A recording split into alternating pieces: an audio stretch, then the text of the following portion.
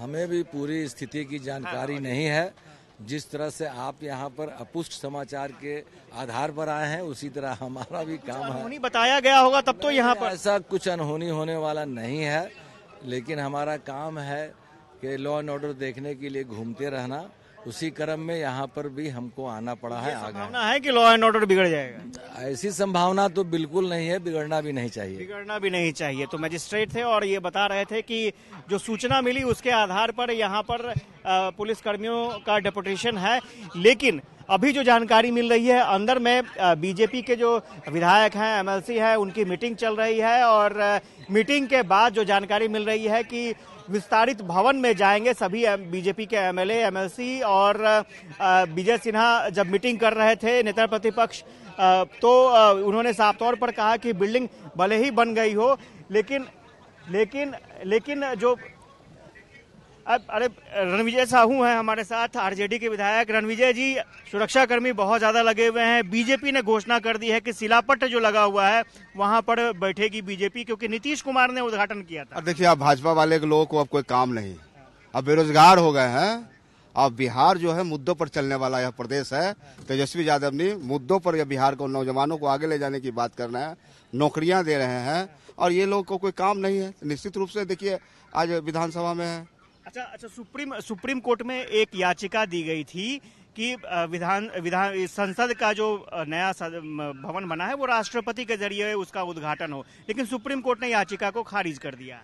देखिए, माननीय सर्वोच्च न्यायालय ने आज जो फैसला दिया है, आज तो हम नहीं देखे, आपके माध्यम से समझ रहे हैं, लेकिन बिल्कुल जो देश में हो रहा है, आप बताइए, अम्बेडकर साहब ने इस संविधान का निर्माण करने का काम किया और उनके जन्मदिन पर निश्चित रूप से होना चाहिए। महामहिम राष्ट्रपति जो देश का प्रथम नागरिक होता है, लेकिन क्या वह महादलित है इसलिए नहीं उनको बुलाया जा रहा है? क्या भाजपा में छुआछूत है? क्या भाजपा में आज भी मनुवादी के लोग हैं?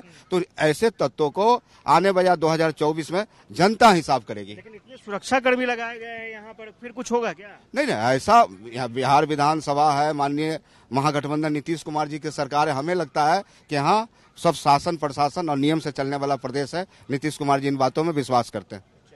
रणविजय साहू थे, आरजेडी के विधायक हैं, और वो हम तस्वीर आपको दिखा रहे थे। एक तरफ की तस्वीर हमने दिखाई, दूसरी तरफ की तस्वीर भी हम आपको दिखा देते हैं कि किस तरह से यहाँ पर सुरक्षा व्यवस्था पुख्ता की गई है, ताकि अगर कोई भी अनहोनी होती है तो उसको आसानी से हैंडल किया जा सके। क्योंकि ये जो बिहार विधानसभा का परिसर है, बहुत सारे मामलों में पहले भी गवाह रह चुका है, यहाँ पहले भी कई घटनाएं हो चुकी हैं, तो उसके मुताबिक यहाँ पर तैयारी की गई है। तो आप देख सकते हैं यहाँ पर सुरक्षाकर्मी तैनात किए गए हैं। दरअसल साफ तौर पर कल ही बीजेपी के अध्यक्ष की तरफ से ये घोषणा कर दी गई थी कि वो लोग विरोध करेंगे और जो शिलापट रखा गया है, जो शिलापट है, जो विस्तारित भवन का शिलापट है जिसका उद्घाटन नीतीश कुमार ने किया था, उस शिलापट के सामने वो लोग धरना पर बैठेंगे। और अभी तक कोई खास ठोस जानकारी नहीं मिल पा रही है कि वो धरना पर बैठेंगे, लेकिन हाँ, देखिए इसी सवाल का जवाब ढूंढने की कोशिश की जा रही है कि आखिर विरोध क्यों।